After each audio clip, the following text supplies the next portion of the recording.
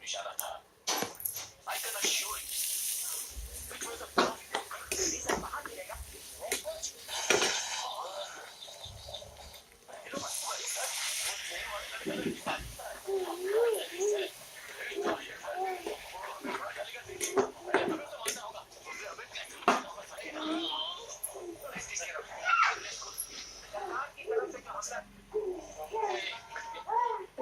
साल की जेल तो होगी, ये निकलेगा नहीं।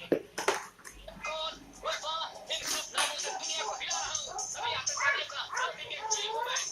पता है तुझे? अब तुझे डर लग रहा है ना? मुझे डराते हो तुम लोग, हैं? रात को मैं जब बॉम्ब डाले थे, पूरे राशन का सामान समझा होगा ना? वैसा टाइम बॉम्ब सेट किए हुए RDX है।